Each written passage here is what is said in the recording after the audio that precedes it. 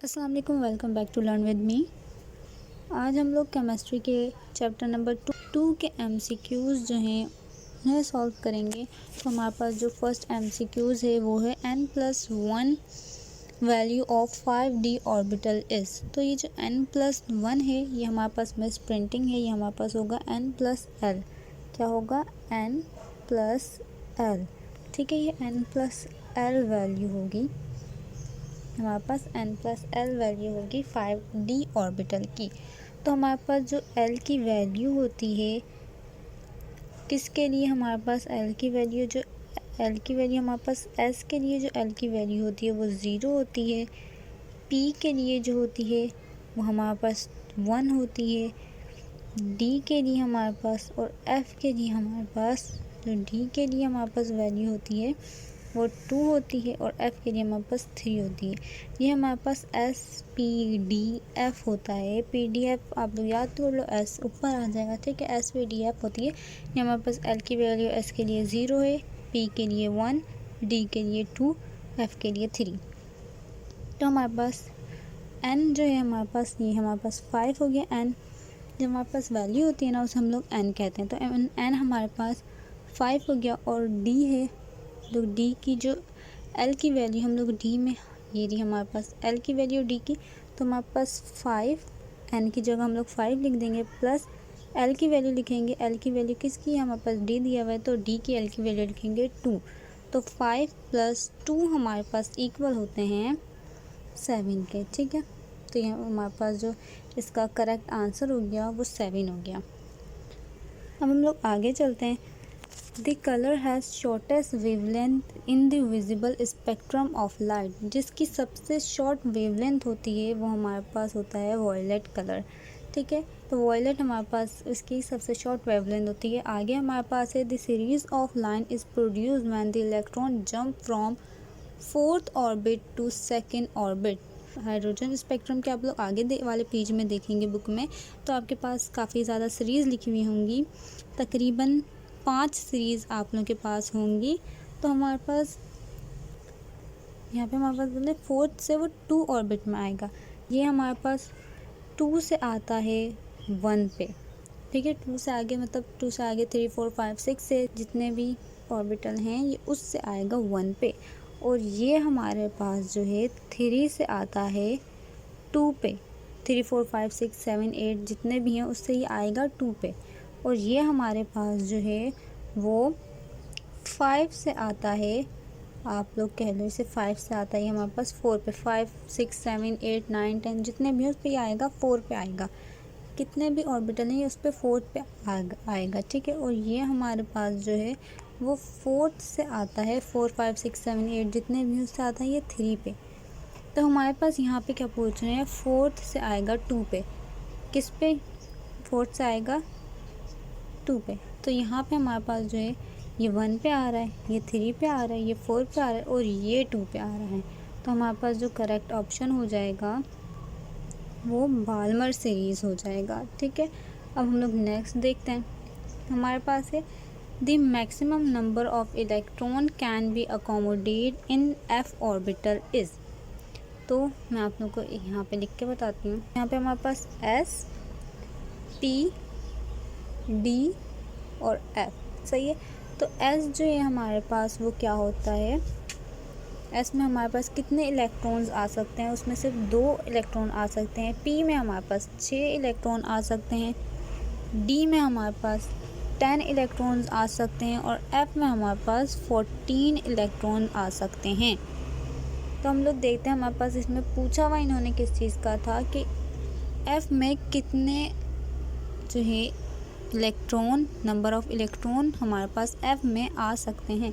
तो f में मैंने आप लोगों को यहाँ पे बताया कि f में हमारे पास कितने आ गए? 14। तो हमारे पास इसमें करेक्ट ऑप्शन हम लोग देखते हैं, ये रहा हमारे पास हमारा करेक्ट ऑप्शन 14। ठीक है, तो हम लोग 14 पे टिक कर देंगे। अब हमारे पास है the maximum number of electron in a particular energy level is. एक पार्टिकुलर एनर्जी लेवल में हमारे पास number of electron, maximum number of electron कितने होते हैं? तो ये आप लोग के पास नॉर्मली फार्मूला लिखा हुआ है बुक में। तो ये हमारे पास 2 ब्रैकेट में फिर 2l+1 आ जाएगा। ये हमारे पास जो है मैक्सिमम नंबर ऑफ़ इलेक्ट्रॉन होते हैं एक पार्टिकुलर एनर्जी लेवल में। तो हमारे पास यहाँ पे करेक्ट ऑप्शन डी हो जाएगा। अब हम लोग आगे चलते हैं। हमारे पास है द एनर्जी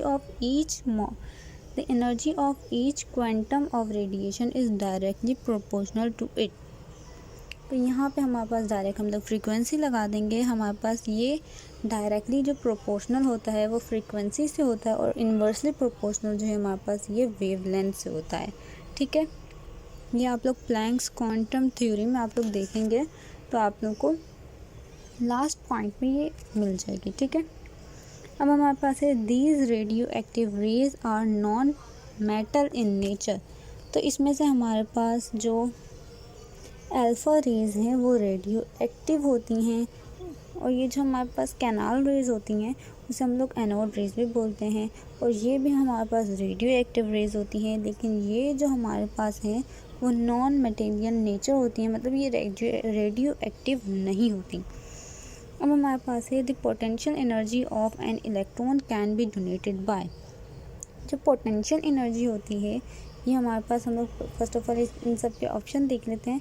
जो हमारे पास पोटेंशियल एनर्जी होती है ना वो हमारे पास माइनस में आती है, जबकि पॉजिटिव में जो आती है वो काइनेटिक एनर्जी होती है। तो ये हमारे पास क्या हो जाएगी, काइनेटिक एनर्जी हो जाएगी, जबकि हमारे पास ये वाली जो है ये पोटेंशियल एनर्जी हो जाएगी हमारे पास। ठीक है, जो करेक्ट ऑप्शन है वो ऑप्शन नंबर डी हो जाएगा।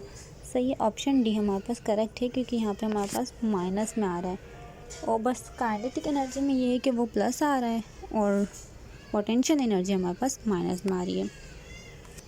अब हमारे पास है the uncertainty principle is applied to. जो अनसर्टेनिटी प्रिंसिपल होता है वो अप्लाइड होता है हमारे पास इलेक्ट्रॉन में।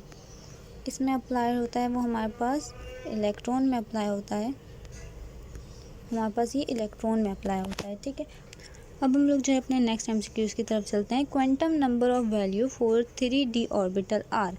तो मैंने आप लोगों को ऊपर भी फर्स्ट एमसीक्यूज़ आई थिंक उसमें बताया था कि एन हमारे पास ये जो डी के से पहले लिखा हुआ होता है वो एन होता है, और ये हमारे पास एल की वैल्यू डी के लिए क्या होगी वो भी मैं आप लोग को, ये जो एल की वैल्यू हमारे पास डी के लिए होगी वो भी मैं आप लोग को बता देती हूँ। एल हमारे पास ये एस पी डी और एफ। एल की वैल्यू हमारे पास एस के लिए 0 होती है, पी के लिए 1 होती है, डी के लिए 2 होती है, एफ के लिए 3 होती है। तो हमारे पास डी का पूछा जा रहा है, तो डी में हमारे पास एन की वैल्यू क्या होगी 2। सॉरी, डी में हमारे पास एल की वैल्यू क्या होगी 2।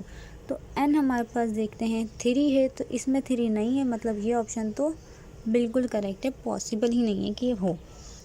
एफ़ के ये जो हमारे पास डी की वैल्यू है 2 है। अब हम लोग 2 देखते हैं इसमें हमारे पास किस में आ रहा है 2।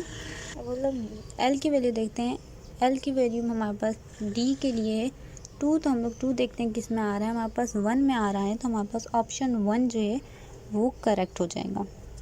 तो यहाँ पे हमारे पास ऑप्शन 1 करेक्ट हो गया है। अब हम लोग आगे चलते हैं। हमारे पास है most of the radiation coming out from pitchblende ore. तो यहाँ पे हमारे पास जो ज़्यादा रेडिएशन आ रही थी वो किसकी आ रही थी, वो इलेक्ट्रॉन की आ रही थी। ये थ्योरी है, आप लोग देख लीजिएगा, आप लोग में लिखा हुआ होगा आप लोग की बुक में। अब हमारे पास है the number of orbital in each energy level is. जो नंबर ऑफ ऑर्बिटल होते हैं ये मैं आप लोग को हर उसका बता देती हूँ। ये हमारे पास जो है मैक्सिमम इलेक्ट्रॉन के लिए होता है, ये मैक्सिमम इलेक्ट्रॉन के लिए होता है। Number of orbital in each energy level पूछा है हमारे पास, और ये हमारे पास मैक्सिमम ऑर्बिटल होते हैं। ये हमारे पास एजीमुथल क्वांटम नंबर से हम लोग को पता चलता है। आप लोग उसमें देखेंगे 2 फॉर्मूले लिखे होंगे, जिसमें से एक जो है हमारे पास ये है। अब हमारे पास ये जो है हमारे पास वो मैक्सिमम, ये हमारे पास मैक्सिमम इलेक्ट्रॉन के लिए होता है इन सब शेल में।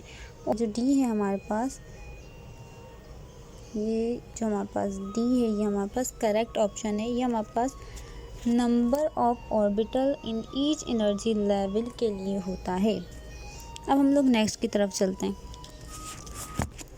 अब हमारे पास जो नेक्स्ट एमसीक्यू है वो है the value of Planck constant. Constant की जो वैल्यू है वो हमारे पास पूछ रहे हैं।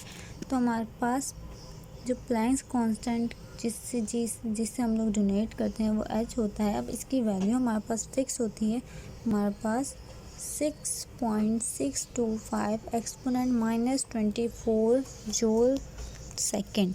ठीक है, तो ये हमारे पास करेक्ट ऑप्शन हो गया, ऑप्शन नंबर सी। अब हमारे पास जो नेक्स्ट MCQs है वो है No two electrons in an atom can have all 4 quantum number identical is the statement of। ये जो स्टेटमेंट है वो किसने दी थी, हमारे पास कौन से प्रिंसिपल ने दी थी, तो ये हमारे पास पालीज प्रिंसिपल ने हमारे पास दी थी। इसने हमें बताया था कि एक एटम में 4 क्वांटम नंबर सेम नहीं हो सकते।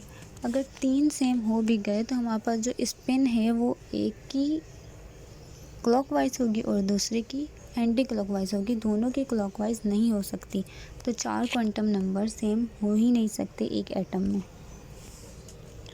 अब हमारे पास है the particle having a mass 1836 time that of the electron is. ये आपके चैप्टर 2 में स्टार्टिंग में ही लिखा हुआ होगा, तो ये प्रोटॉन है इसका आंसर। अब हमारे पास MCQs है N orbital can have a maximum of. अब मैक्सिमम क्या, तो यहाँ पे इलेक्ट्रॉन है तो मतलब मैक्सिमम इलेक्ट्रॉन कितने होते हैं एक ऑर्बिटल में, तो वो हमारे पास 2 ही होते हैं। यहाँ पे हमारे पास है, बना देती हूँ, ये हमारे पास S ऑर्बिटल है और ये हमारे पास P ऑर्बिटल है। सही है, ये भी हमारे पास P है, ये भी P है। ये PX है, ये PY है और ये PZ है। इसमें भी हमारे पास जो है 2 इलेक्ट्रॉन होंगे अपोजिट स्पिन के, इसमें भी 2 होंगे, इसमें भी 2 होंगे और इसमें भी 2 होंगे। किसी में भी जो है हमारे पास 3 इलेक्ट्रॉन नहीं होंगे, तो इसका करेक्ट ऑप्शन जो है हमारे पास 2 इलेक्ट्रॉन है।